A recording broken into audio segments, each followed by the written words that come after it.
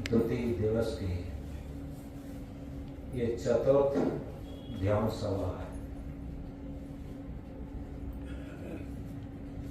सभी संतों, सभी भक्तों, सभी माताओं के हृदयस्थ चेतन स्वरूप को नमन और वंदन।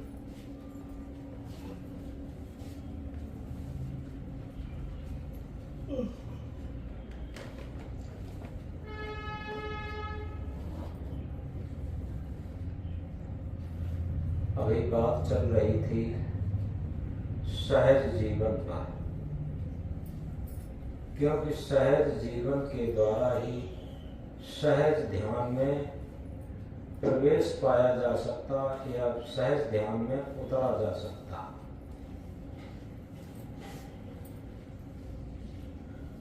जिस जीवन में बनावट, मिलावट, दिखावट खत्म हो जाती, वो सहज और स्वाभाविक और प्राकृतिक जीवन होता। प्रकृति के अंदर भी कोई बनावट, मिलावट, दिखावट नहीं है, ज्यों की त्यों। इसी तरीके से हमारा जीवन भी बिना बनावट, मिलावट, दिखावट के अगर सहज हो जाए तो हमारा मन भी सहज हो जाए।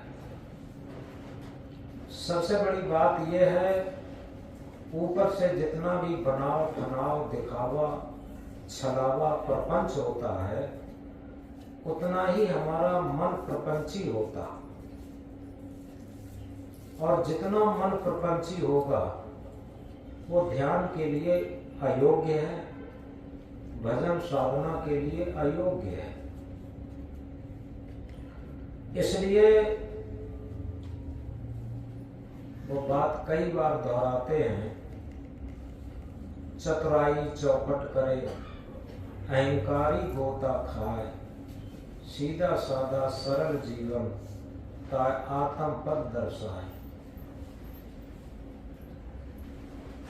हम किसी भी क्षेत्र में हो, अगर दिखावा करते हैं तो दिखावा अपने साथ तो छलावा है ही, दूसरे के साथ भी धोखा है।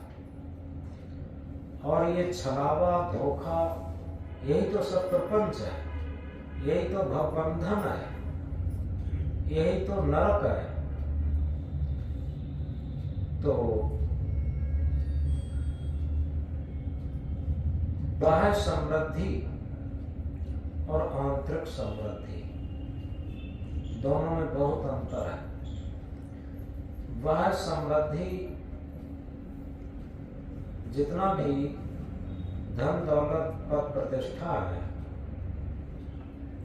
वो हमें अंदर से शांतमय जीवन जीने नहीं देती।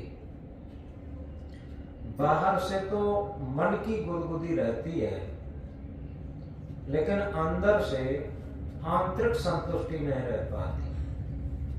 और आंतरिक समृद्धि से आंतरिक शांति संतुष्टि भी रहती है और बाहर का दिखावा भी खत्म होता। इसलिए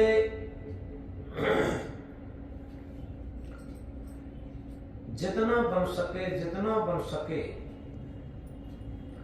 अपना ओरिजिनल जीवन हो,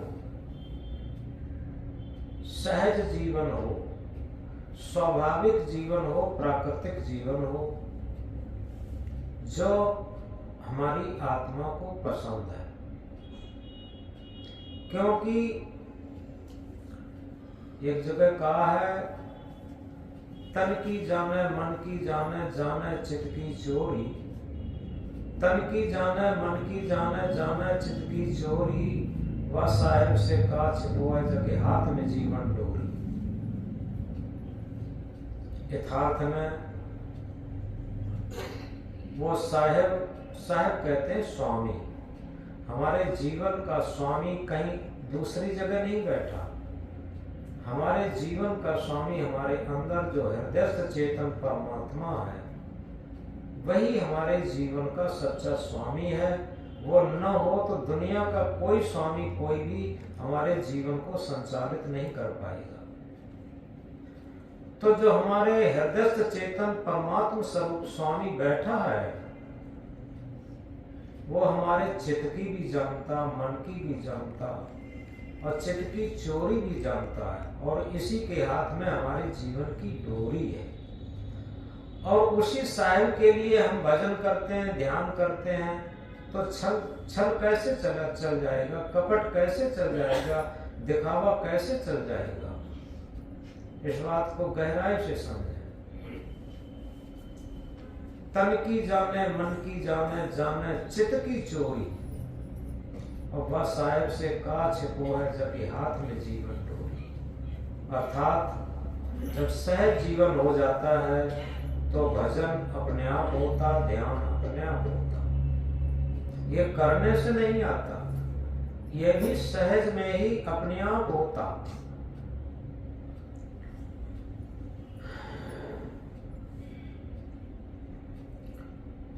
एक सहज जीवन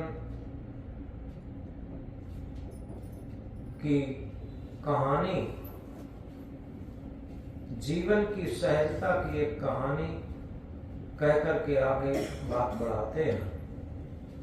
एक बहुत धनी मानी सेठ था। एक बहुत धनी मानी सेठ, क्या वो बहुत बड़ा राजा था, और राजा जवान था, 28-29 वर्ष का। उसका एक साथी था, वो भी उसी की उम्र का था। दोनों में बहुत आपस में प्रेम था। कुछ दिनों के बाद उस राजा का मित्र कुछ बीमार पड़ा और खत्म हो गया। जब से वो राजा का मित्र खत्म हुआ, उसी समय से राजा टेंशन में चला गया, और उसे नींद भी नहीं आती, भूख भी नहीं लगती। बहुत डॉक्टरों से, बहुत वैद्यों से दवा ली गई, लेकिन ठीक नहीं होता। बहुत नौताई, वैदाई, भक्ताई लोग करते, वो भी की, लेकिन तब भी ठीक नहीं हुआ। एक संत रास्ते से जा रहे थे, लोगों के मन में आया, संत अक्सर कुछ न कुछ जड़ी बूटियां जानते होते हैं। संत को बुलाकर के राजा को दिखाया और ये कहा कि महाराज, हमारे राजा साहब बीमार हैं, अगर इनको आप ठीक कर दें किसी प्रकार तो आपकी बहुत महान कृपा होगी।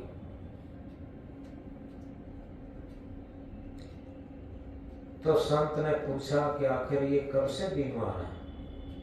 तब उन्हें बताया इनका एक मित्र था, इन्हीं की हम उम्र का, और वो अचानक बीमार पड़ के खत्म हो गया, और तभी से ये टेंशन में है। कोई दवा काम नहीं कर रही, भूख भी नहीं लग रही, नींद भी नहीं आ रही, सब कुछ करके हार गए। कृपा करके आप देख लीजिए और कस जड़ी बूटी दवा से इन्हें ठीक कर दीजिए। संत ने देखा, वाला विचार समझा, तो उन्होंने कहा कि राजा तो ठीक हो सकता, लेकिन किसी सुखी व्यक्ति का कुर्ता चाहिए।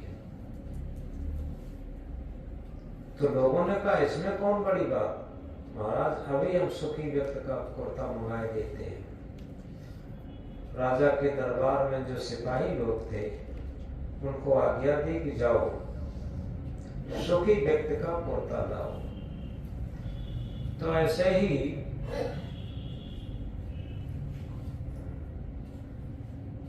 मैनपुरी जैसा शहर रहा होगा, सबसे जो संपन्न सेठ था, उसके पास वो सिपाही पहुंचे और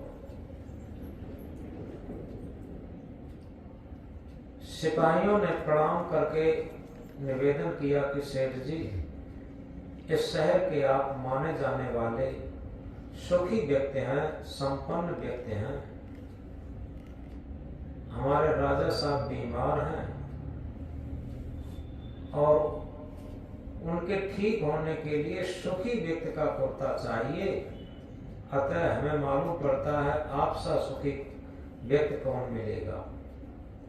इतना कहकर के सेठ तुरंत इस बात को सुनकर के आंसू छलकाने लगा, गला भरभराया और कहा, न भैया ऐसी बात मत कहो, हम तो बिल्कुल सुखी नहीं। सिपाहियों ने पूछा, क्यों? तुम्हारे तो पास इतनी धन माया है। सेठ ने कहा, हाँ, माया धन की मकान महल फैक्ट्री कारखाना इनकी कोई कमी नहीं है,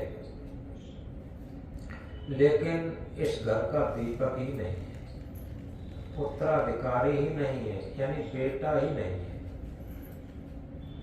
अब बताओ कितना गहरा दुख रात दिन, कहाँ सुखी है। सिपाही उसका दुख देख करके उठ लिए, दूसरे सेठ के पास पहुंचे,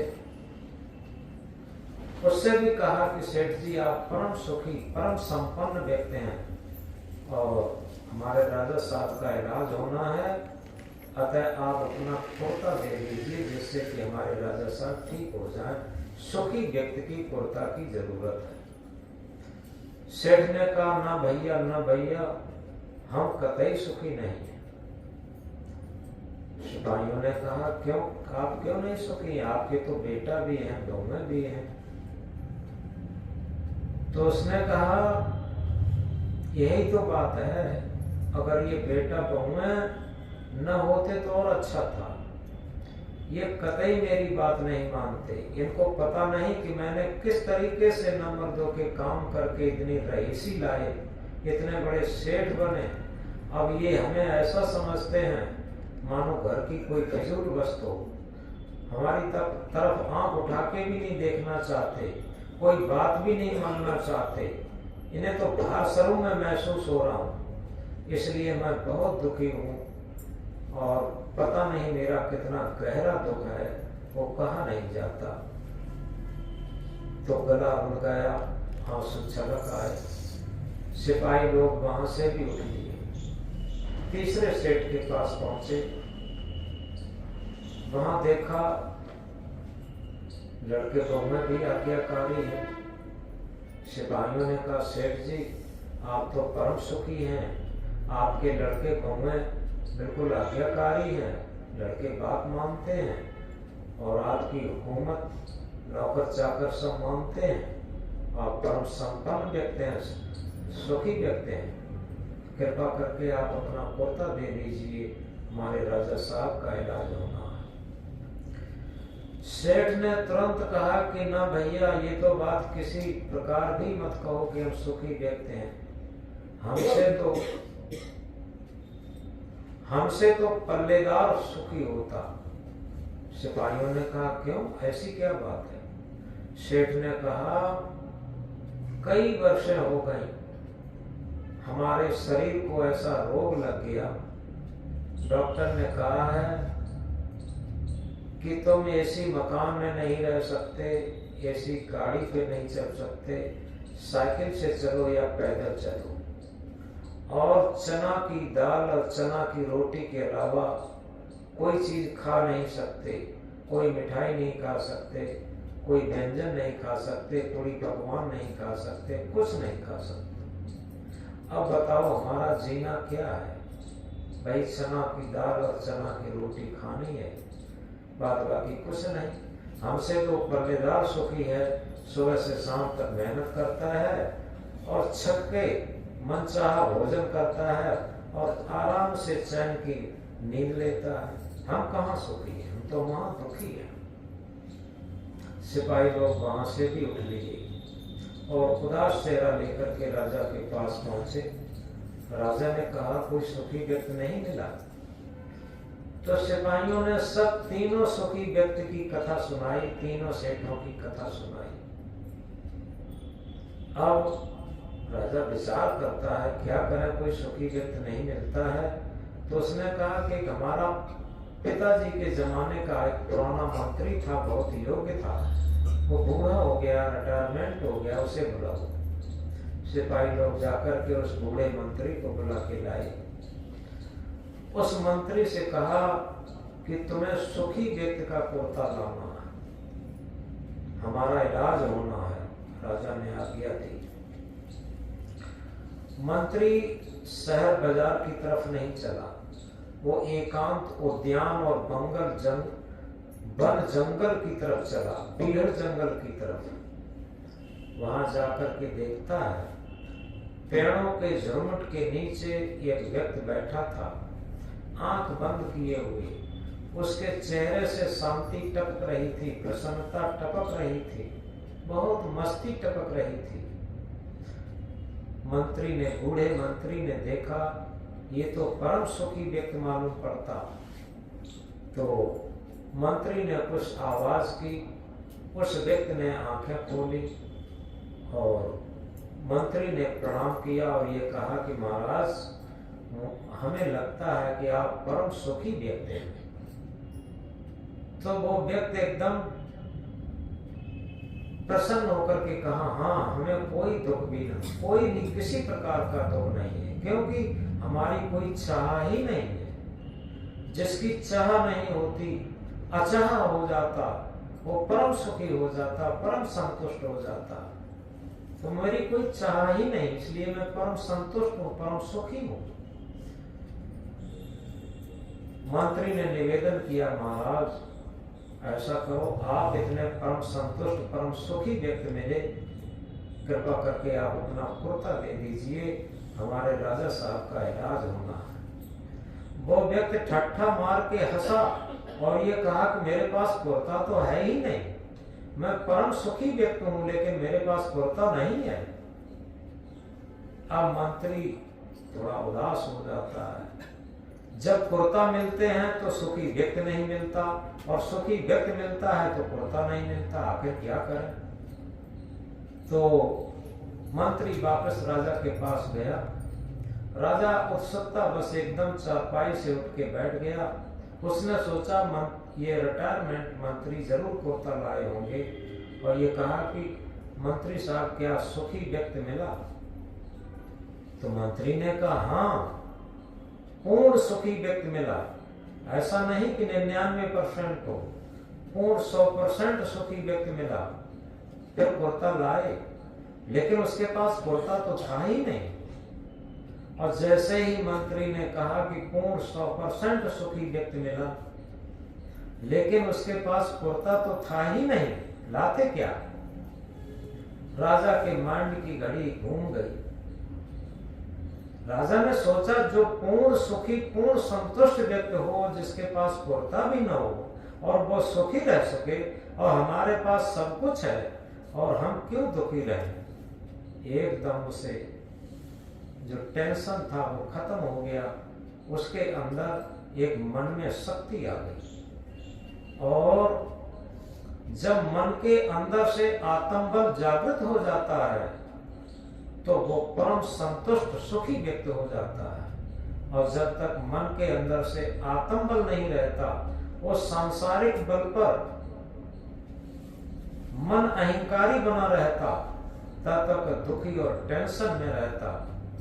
तो जैसे ही राजा के मांड की घड़ी घूमी और तुरंत राजा उठ के बैठ गया और उसने कहा, मुझे भूख लग रही, कुछ लाओ खाने। उसे कुछ खाने को दिया, जलपान, और राजा बिल्कुल ठीक हो गया धीरे धीरे। तो ये कहानी हमें यथार्थ सत्य की तरफ ले जाती है। हम ये न समझें क्यों निर्धनिक कछ धन चाहे, धनिक चाहे विशेष, विशेषहु विशेष चाहे होवन चाहे नरेश, नरेश चाहे इंद्र पद, इंद्र चाहे रणजीत, असुर चाहे स्वपत बनन, यह तृष्णा की रीत। तृष्णा है कि डाकिनी की जीवन को काल, और निष्दिन चाहे जीवन करत प्यार।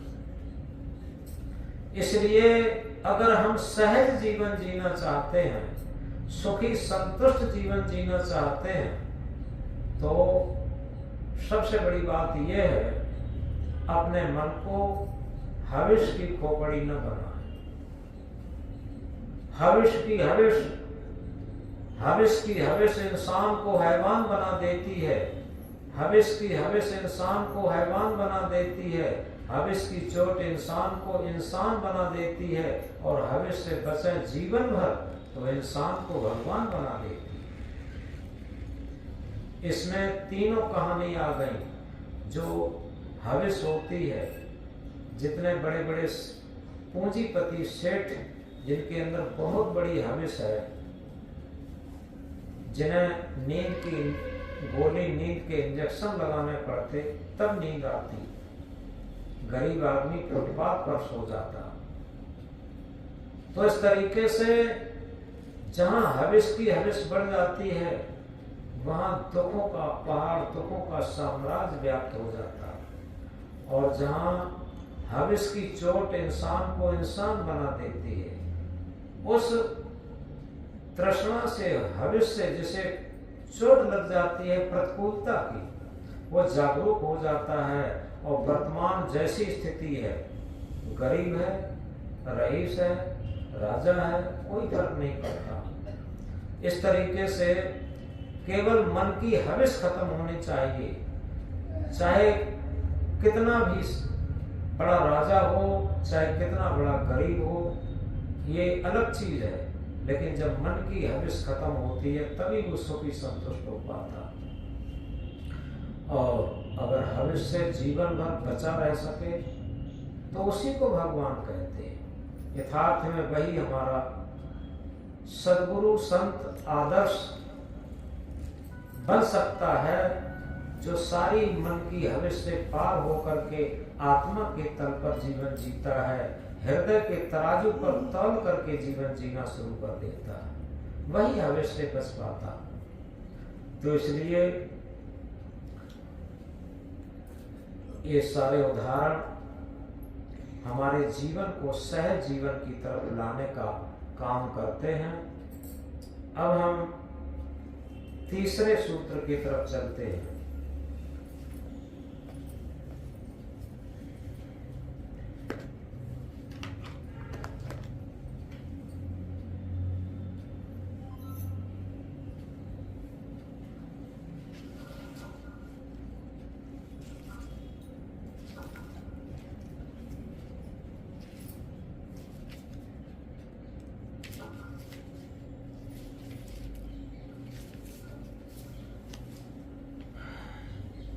आज साधना का तीसरा सूत्र है, जहां पर अंतःकरण निर्मल होकर दृष्टि अंतर्दृष्टि हो चुकी है, जो सहज ध्यान प्रवेश के लिए एक खुले द्वार का काम करती है। ध्यानम निर्विषयम मना, मन का निर्विषय हो जाना ही ध्यान है। शरीर जड़ है, प्रकृति का है, चेतना की प्रीति अनंत से है। जिस प्रकार छोटे शिशु को अपनी मां का दूध नहीं मिलता, तथा प्राकृतिक संपदा जो शरीर के लिए विकास में सहायक है सही मात्रा में नहीं मिल पाती, तो बच्चे शरीर की तरफ से रुग्ण हो जाते, विकास नहीं हो पाता। उसी प्रकार चेतना के विकास के लिए सद्गुरु रूपी मां के हृदय से प्रस्फुटित ज्ञान न मिलने पर चेतना की तरफ से रुग्ण हो जाते, स्वाभाविक धर्म का विकास नहीं हो पाता। सद्गुरु किसी शरीरधारी सांप्रदायिक व्यक्ति को नहीं कहते। ज्ञान और विवेक से निमज्जित चेतना की स्वाभाविक शांति का नाम है। जिस प्रकार वासनावशी जीव मां से अनुबंधित होता संसार में आने के लिए, तब कहीं उसका जन्म होता, उसी प्रकार निर्वासनिक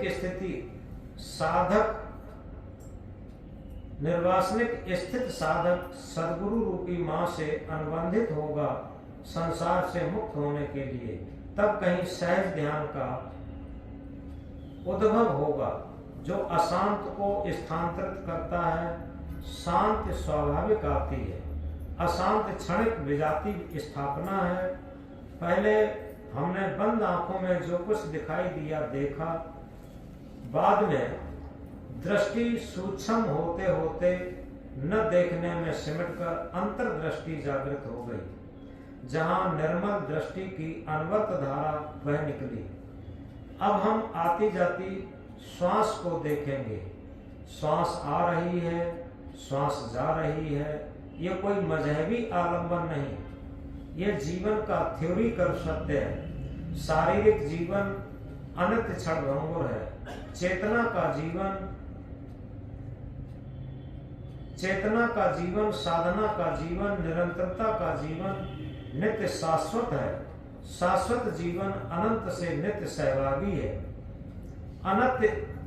अनित्य जीवन हर क्षण परिवर्तन की श्रृंखला में आबद्ध है। शरीर को जब जानते हैं क्षणभंगुर है, लेकिन यह जानना जन्मश्रुत है।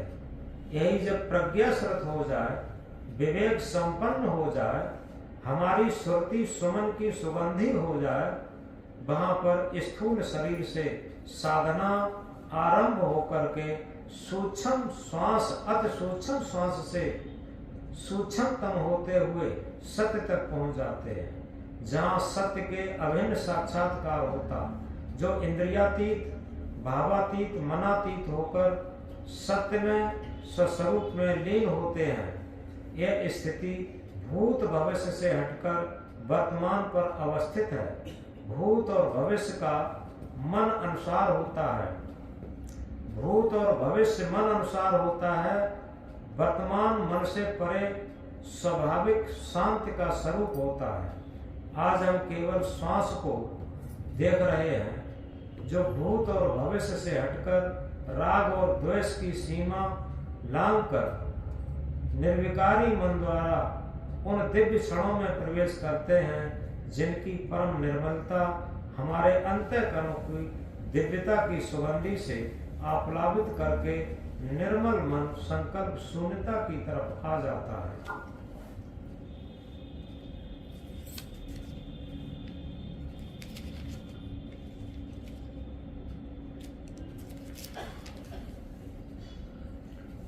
मेरा मन निर्मल भया जैसे गंगा नीर, पीछे पीछे हर फिरे कहत कबीर कबीर। मन की निर्मलता में ज्ञान वैराग्य का साम्राज्य आविराजता है। हर कहते हैं ज्ञान को, जो आगे पीछे दाएं बाएं चारों तरफ ज्ञान स्वरूप स्थिति में जीवन का क्रम आ जाता, जो सच्चा सहज ध्यान है, जिसमें सब कुछ सहज होकर के भौतिक क्षेत्र का सब कुछ असहज हो जाता। प्रिय वियोग, अप्रिय संयोग क्षण क्षण बदलते शरीर को कैसे स्थायी रख सकते हैं? ये सब असहज हैं। मिलन वियोग की आंतरिक पीड़ा, राग द्वेष और मोह की कसक से अंतर्दाह की असहजता विकारी मन का परिचायक है। संप्रदायों द्वारा थोपे हुए मतांतर भेद, भाव, मंत्र, जंत्र, टोना, टुटका, नांद, बिंदु, प्रकाश, ये सब थोपे हुए असहज हैं। जहाँ निर्मल मन द्वारा ज्ञान की स्वाभाविकता भरी तल्लीनता की शांति शाश्वत सहज है, जहाँ सब कुछ थोपा हुआ खत्म होकर के आ गई केवल ज्ञान स्वरूप चेतना की असीम शांति। जब दृष्टि निर्मल भई, मिटा मन संताप, अंतर्मुख वृत्ति हुई, मिला आप में आप। निर्मल धारा ज्ञान की निकली जब दिल स्रोत, अंग अंग सब भीग गया प्रेम से ओतप्रोत। श्वासा का स्मरण किया दिल में जागा ज्ञान, निर्विकार चित मन हुआ प्रगटा जब सद्ज्ञान। धर्म को धारण किया भक्त भाव पर पूर्ण, राग द्वेष तभी मिटा अहंकार जब चूर्ण। भजन निरंतर सहज में सभी असहजता जाए, सत्य में प्रतिदिन सत्य से प्रीति नित रहे, मन चित शून्य बना।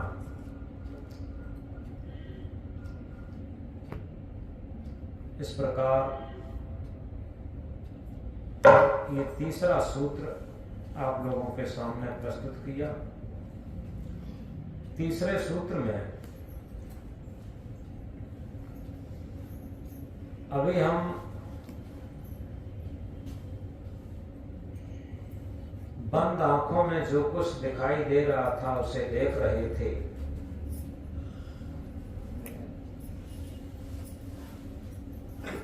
अब हम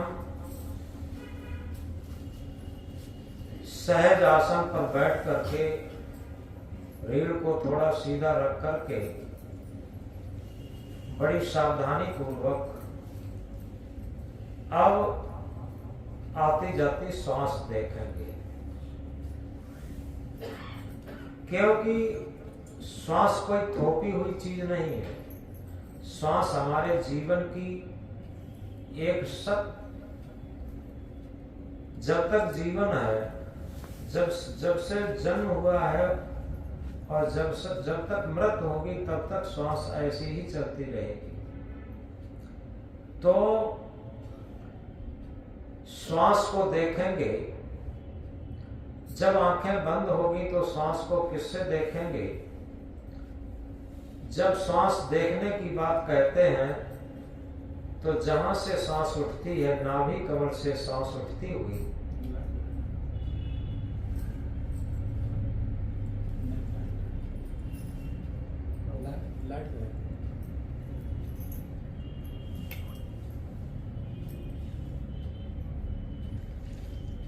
नाभि कमल से सांस उठ करके और त्रिपुटी से टकरा करके नासिका के अग्रभाग को छू करके निकलती है। पूरी श्वास जब हम देखते हैं, किससे देखेंगे? मन से देखेंगे।